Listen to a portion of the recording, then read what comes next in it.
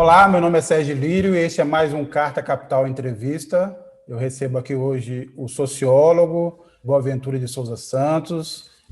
Ele é professor aposentado da Faculdade de Economia da Universidade de Coimbra, é diretor emérito do Centro de Estudos Sociais da mesma universidade e tem um longo currículo, né? A gente pode dizer que o professor Boaventura de Souza Santos hoje é um dos mais ativos e mais influentes intelectuais do mundo e um dos mais influentes também na língua portuguesa. Ele que é autor de vários livros, conhece bastante o Brasil, conhece bem o Brasil. Ele está lançando um novo livro pela Boitempo, ele chama O Futuro Começa Agora, da Pandemia à Utopia. E é um pouco que a gente vai conversar em torno aqui do conteúdo desse livro, que a gente vai conduzir essa conversa. Mas, professor, primeiro, bem-vindo, obrigado por aceitar o nosso convite. É um prazer enorme estar aqui consigo, Sérgio, na Carta Capital. E a primeira pergunta que eu faço antes de tudo é saber se o senhor está bem, está protegido aí, como é que anda a coisa em Portugal nesse momento? Bem, neste momento eu estou aqui há um ano, praticamente, já que estou aqui confinado na minha aldeia, numa pequena aldeia perto de Coimbra, a 30 quilómetros, chama-se Quintela, que é a aldeia dos meus pais, onde nasceram os meus pais, e onde sempre aqui trabalhei, escrevi livros, e portanto é um autoconfinamento voluntário. A situação em Portugal foi muito boa durante a primeira e a segunda vaga ou onda, se é que houve uma segunda onda. Entretanto, a chegada a Portugal da variante inglesa, que tem um índice de transmissibilidade muito superior às anteriores, explodiu de alguma maneira a pandemia, passou por um momento quase descontrolada e, portanto, há cerca de 15 dias, 3 semanas, o governo voltou a um confinamento muito rigoroso. Praticamente o país está fechado e é nessa situação que nos encontramos e, neste momento, as mortes começaram a baixar. Portanto, as coisas estão, parece, bem controladas, estiveram quase a um ponto de colapso do nosso SUS, o Serviço Nacional de Saúde, mas felizmente agora as coisas estão. Qual é o grande problema neste momento? Bem, é que, porque para as grandes empresas que produzem as vacinas, como para elas, como empresas capitalistas, uma crise é um negócio e, portanto, a vacina é o novo ouro líquido, como já estamos a designar, realizaram contratos que, obviamente, não estão a cumprir, com cláusulas que não conhecemos, mas que parecem ser bastante danosas para os cidadãos e portanto, estão a entregar cerca de metade das vacinas. E esta é uma preocupação, obviamente, aqui na Europa, mas para o mundo, porque a Europa está com aquela preocupação, como sempre. Este continente olha muito para dentro de si e vê o mundo pelos seus olhos, olha muito para o umbigo. Eu tenho lutado contra isso sem grande êxito no meu trabalho, mas obviamente que não sabem que para termos segurança no mundo é preciso que todo o mundo seja vacinado. Agora, professor, o senhor disse que escreveu esse livro aí de uma forma, vamos dizer assim, não muito comum para a sua trajetória. O senhor se apresenta como um intelectual de retaguarda, não de vanguarda, mas acabou escrevendo esse livro sem saber, inclusive, dos resultados. E num trecho o senhor disse que escreveu o livro entre o medo e a esperança. O que eu pergunto para o senhor é o seguinte, nesse momento, o senhor tem mais medo ou tem mais esperança? Eu tenho mais medo, Sérgio, tenho mais medo. Eu penso que tem que haver um equilíbrio entre medo e esperança nas sociedades, porque sem medo a gente não é prudente e também sem esperança a gente desiste. Eu nesse livro, realmente ele foi escrito durante a pandemia exatamente porque eu queria ver como é que o mundo está a lidar com a pandemia e o que eu vi foi o desenhar-se de 3 cenários e isso mantém-se, os 3 cenários estão, esse diagnóstico foi perfeitamente cumprido, o que não sabe é qual vai ser, como eu também não sabia então, nem se sabe hoje, qual dos 3 cenários vai prevalecer. E quais são esses cenários, professor? Estes 3 cenários são os seguintes, Sérgio. O primeiro é o que eu designo por negacionismo. É o negar. O Brasil é quase hoje considerado um caso de laboratório, pela sua extremosa, a sua extremidade, o seu extremismo, de negacionismo, porque é o governo e o país onde se leva mais longe a negação da gravidade desta pandemia, com mensagens completamente contraditórias, ou nem isso, por parte das autoridades federais, contraditórias com aquelas que vêm de autoridades estaduais, da autoridade científica, etc., e criou a ideia de que isto seria apenas uma gripe mais avançada e mais dominante, mas que seria superada facilmente. Este é o cenário para que, neste momento, praticamente só o Brasil, no mundo, é que o continua a seguir. Um segundo cenário é aquele cenário que eu vejo a desenhar-se, por exemplo, aqui na Europa, que é o cenário de que algumas mudanças têm que ter, nomeadamente a mudança que se tem vindo a falar mais é investimento nos serviços de saúde. Toda a questão da saúde pública tem que ser revista e tem que ser refinanciada. Por outro lado, vai haver uma crise financeira grave.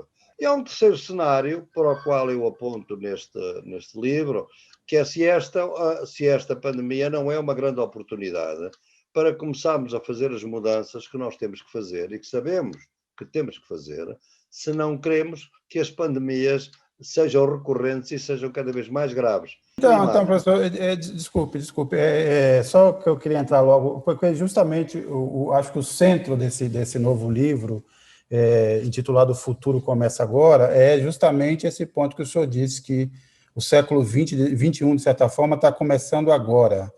E eu queria saber assim, qual é a principal mudança que o senhor acha que este episódio, essa tragédia da pandemia, traz o principal desafio que traz para o mundo? O principal desafio, podemos dizer que são 2 ou 3 desafios. Quer dizer, o primeiro é que o Estado tem que voltar a intervir na sociedade com muita força e na economia, porque o neoliberalismo vinha-nos a dizer que os mercados é que regulam a sociedade, que não é o Estado, porque o Estado é corrupto, é ineficiente.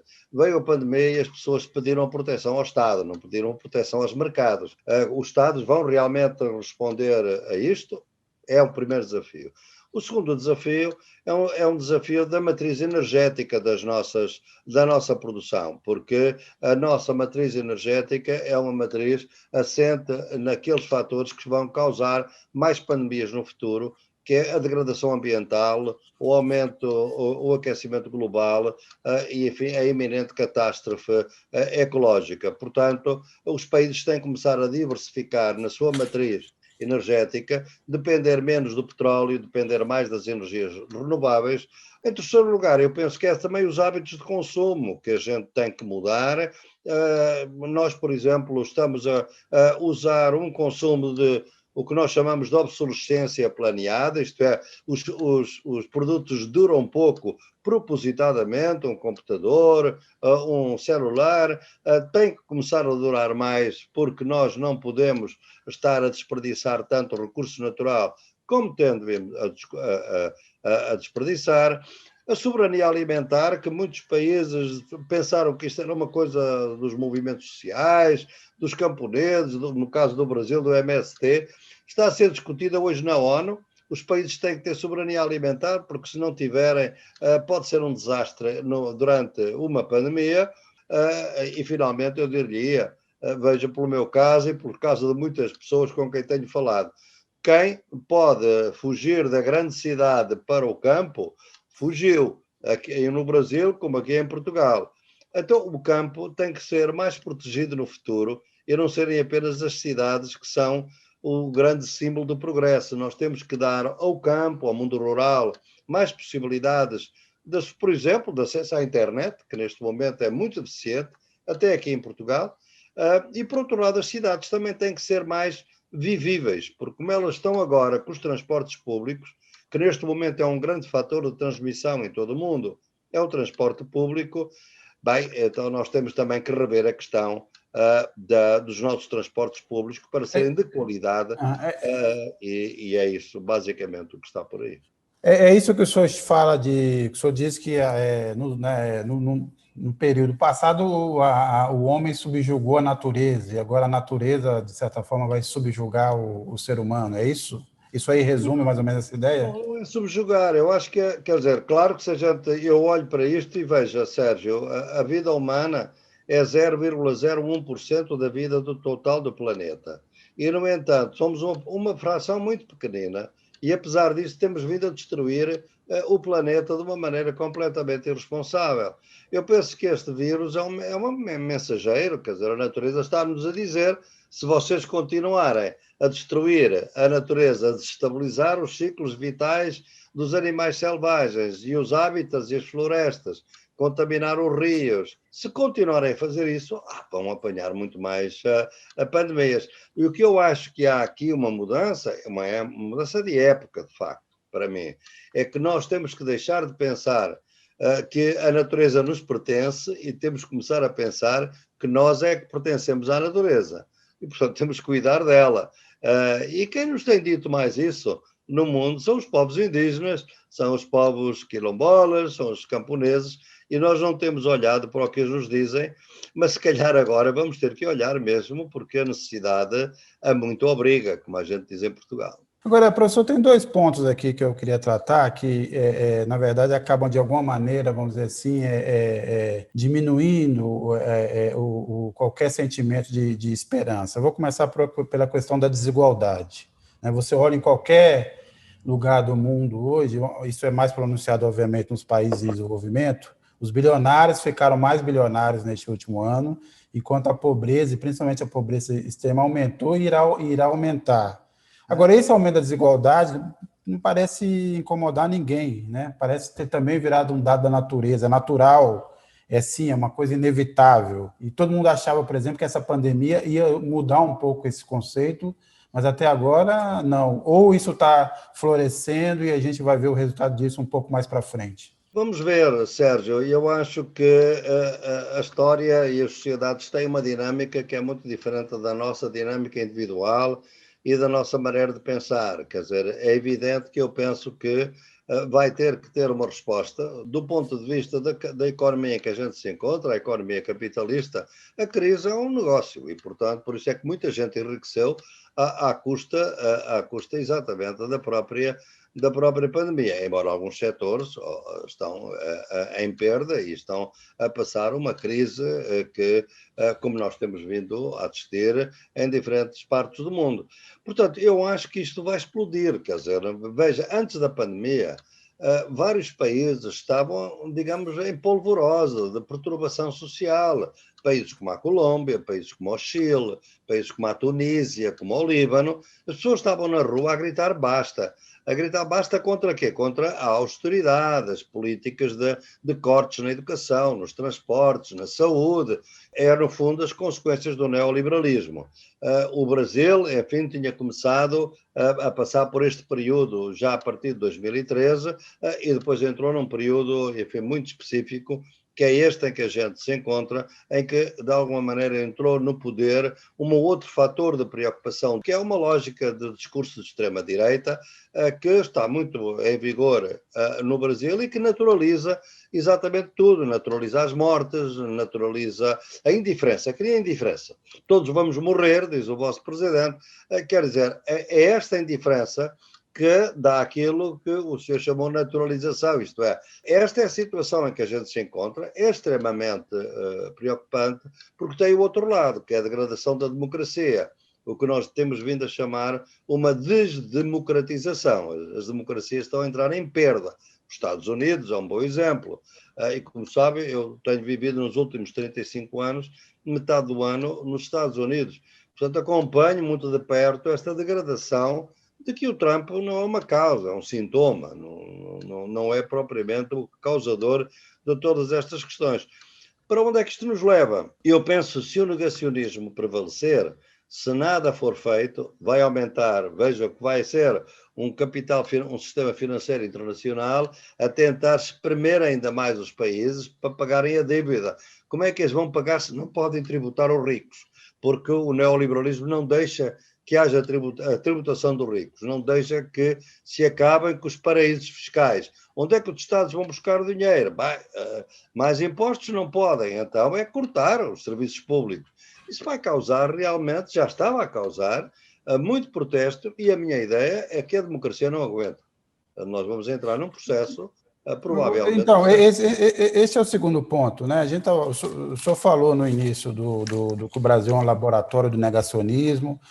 O Bolsonaro é o exemplo maior, não só da negação, como da negligência, né? Uma negligência, inclusive, criminosa. Mas ele continua a ter cerca de 30% de apoio popular. E mais ou menos esse mesmo percentual considera a gestão do Ministério da Saúde no país que tem o segundo maior número de mortos, tem números subnotificados e não consegue entregar vacina e que receita cloroquina, cerca de 34% acham que a gestão do Ministério da Saúde é ótima ou boa. O senhor falou do Trump, é a mesma coisa. A gente tem o Modi na Índia, nós temos o Orbán na Hungria. O que explica esse fenômeno? Sérgio, nós estamos então, os nomes que mencionou são os exemplos mais característicos deste período de pós-verdade que eles souberam muito bem manipular, isto é, através das redes sociais, eles entraram numa negação, numa realidade paralela. Isto é, a realidade que criam nas redes sociais, criam uma lealdade ao líder e tudo que vem do líder é crível, tudo aquilo que não vem do líder é fake news. Inverteram completamente a realidade e conseguiram impor essa realidade. E acho que no Brasil, eu penso que são 3 ou 4 fatores que explicam por que razão é que a sua popularidade não desce. Primeiro, o conservadorismo religioso, que é quem aguenta a pós-verdade, porque são aqueles que sistematicamente nas redes sociais, nas igrejas, vão dizendo efetivamente que as coisas estão como sempre estiveram, são de grandes dificuldades e se alguma coisa está mal, a culpa não é, obviamente, do presidente. Portanto, este conservadorismo religioso do líder, quer dizer, confiar no líder. E quem confia no líder não confia nas verdades que critiquem o líder. Esse é o momento da pós-verdade. Em segundo lugar, eu digo-lhe que, enfim, as classes dominantes, as elites no Brasil, económicas e financeiras, querem que o Bolsonaro continue no poder.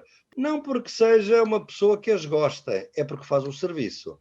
Certamente terá visto que acaba de ser legislada a autonomia do Banco Central.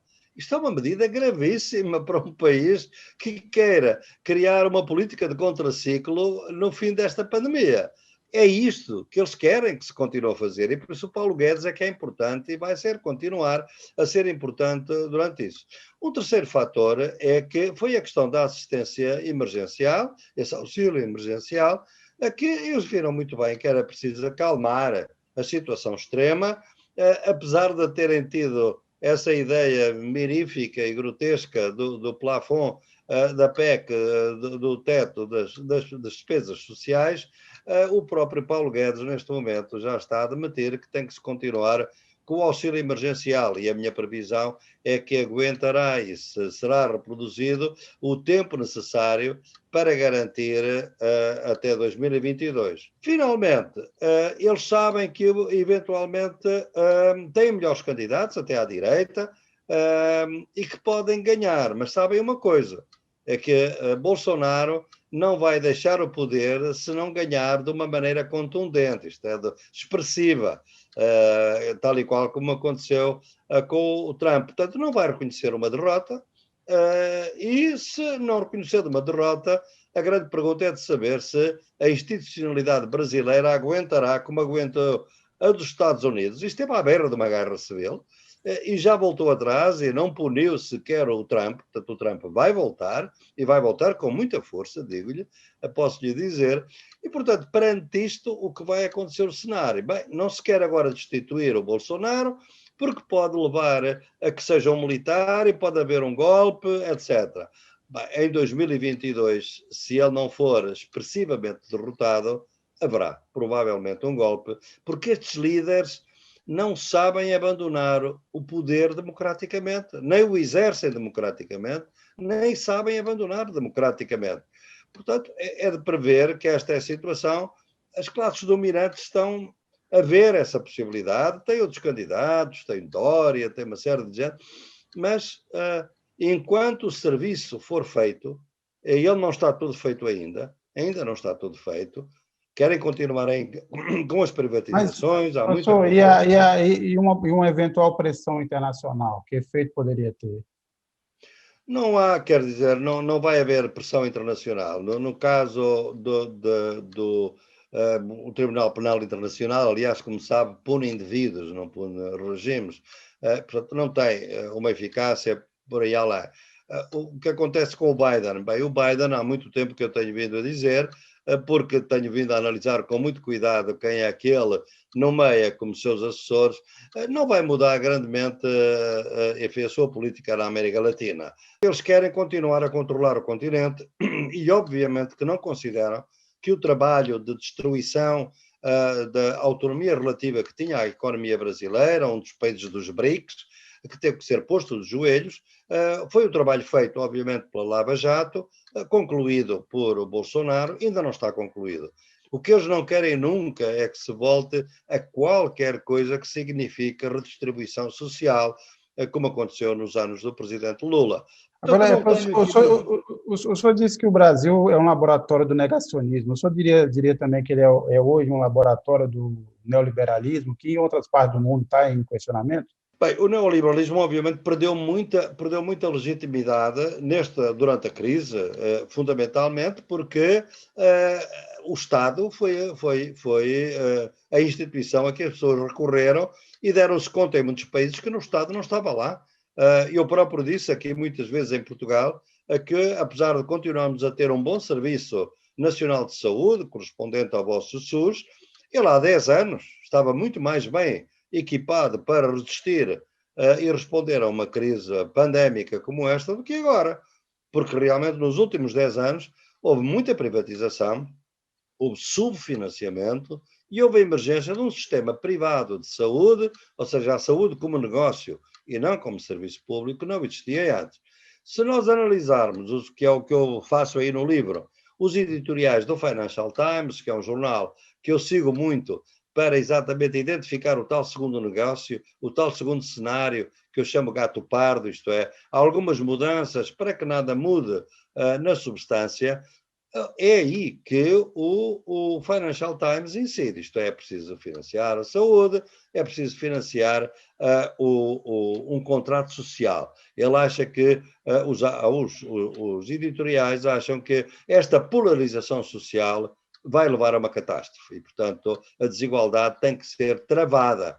Ora bem, isto é o Financial Times. O Financial Times é uma das fações, eu diria, mais inteligentes do capitalismo, não é? Agora, nós olhamos para o Fundo Monetário Internacional, para a regulação do capital financeiro internacional. Eu não vejo neste momento nenhum movimento no capital financeiro no sentido de fazer aquilo que tem que ser feito. Perdoar parte das dívidas perpétuas. Estamos a ver aqui na Europa uma parte que é mutualização da dívida, isto é, a Europa vai-se financiar nos mercados em parte, com parte será recursos próprios, parte será uma mutualização da dívida, portanto, juros baixos, mas não há nenhuma garantia de que os juros não comecem a subir logo que passar a crise pandémica. Portanto, eu diria que eu não vejo realmente uma crise do neoliberalismo, porque quem está a falar contra ele são os que ganharam com ele. A crise de 2008 foi resolvida pelo capital financeiro, pelo Wall Street. Não é? Eu, no livro, admito que esta crise pandémica não pode ser resolvida por eles. Agora, até agora, eles estão a tentar dar uma resposta. Onde é que vai ser a resposta? É nas ruas. Agora o senhor acha que a xenofobia tende a aumentar? Sim, claro, a xenofobia é parte do mesmo síndrome de extrema-direita, porque a extrema-direita atual no mundo, como acontece no caso do Brasil, nós normalmente damos 3 características à extrema-direita. É a ditadura, a apologia da ditadura e o uso da ditadura, como foi o Hitler, é a glorificação da violência política e o discurso do ódio, etnorracial e contra as minorias, sexuais ou o que seja. Neste momento, a extrema-direita em várias partes do mundo tem as duas características, isto é, não tem a característica da ditadura, porque estamos em democracia, e ela foi eleita para a democracia, mas tem a glorificação da violência política, Bolsonaro elogia a tortura, e tem o ódio racial e etnorracial e contra as minorias, que é veiculado com a xenofobia que nós temos na Europa, que temos também no Trump e que temos também aqui em muitos outros países, neste caso do Modi, em relação à religião islâmica na Índia, não é? Portanto, obviamente que temos isso aí. A xenofobia é parte do agravamento de uma lógica de extrema-direita de exclusão social. E a exclusão Agora, não é apenas económica. o senhor vamos dizer assim, um dos pontos de otimismo que o senhor relata no livro foi a atuação dos movimentos das organizações sociais durante a pandemia, né? Agora, minha pergunta é, o que o senhor acha que aconteceu de diferente do que as organizações e os movimentos sociais sempre fizeram, que no fundo, é o que a gente chama aqui no Brasil, imagino que também se use o termo em Portugal, que é enxugar gelo. Bem, eu acho que se pode ter essa leitura. É evidente que eu tenho que tentar mostrar que as pessoas, há muitos setores da nossa sociedade, não podem desistir, não se podem dar ao luxo de não fazer nada se o Estado os abandona, não é?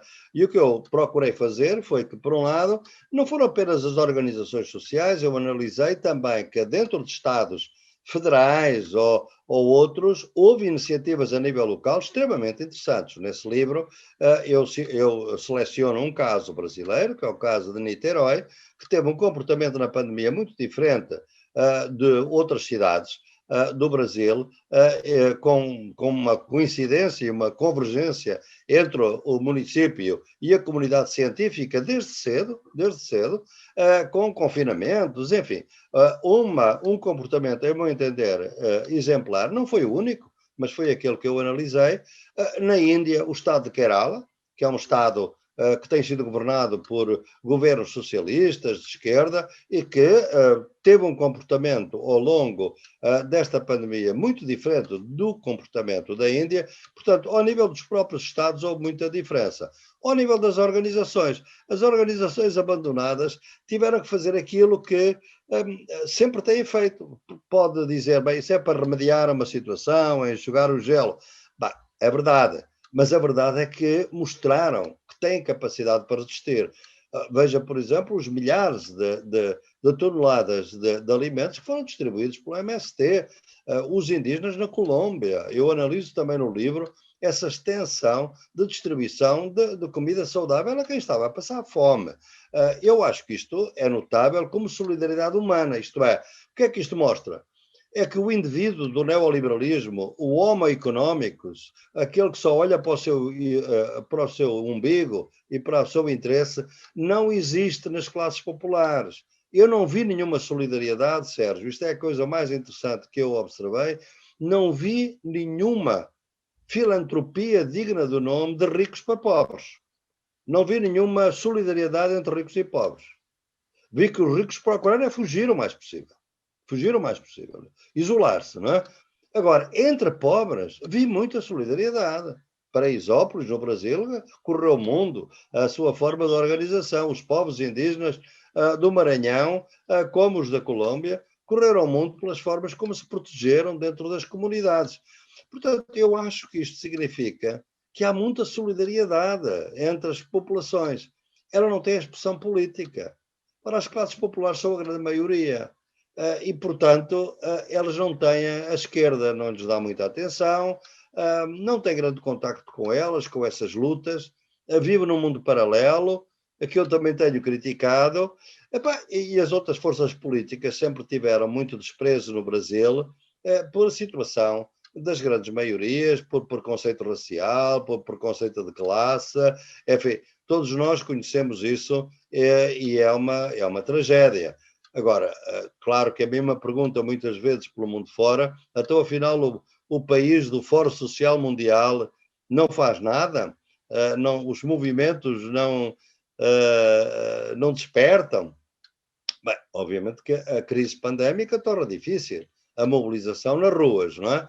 Mas houve alguns movimentos que se mobilizaram. Não vejo muito, eu vejo a sociedade brasileira ainda num estado de choque, mas eu acho que já não é pela surpresa do governo Bolsonaro, isso já passou, vamos a caminho dos 2 anos, já não é isso. É outra coisa, ela está a ser drogada para se manter dormente. Por quanto tempo?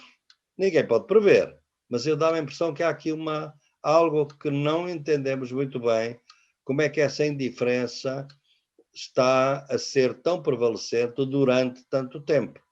Em meu entender, isto rebentará, não sei como. Agora, professor, a gente está caminhando aqui para o final da entrevista, lembrando aqui que o senhor está lançando esse livro, então, O Futuro Começa Agora. Eu vou fazer uma pergunta aqui, se o senhor puder responder, obviamente, da forma mais sintética possível. O futuro começa agora, o senhor acha que essa maioria que o senhor cita terá mais condições de controlar o próprio destino, se é que isso é possível?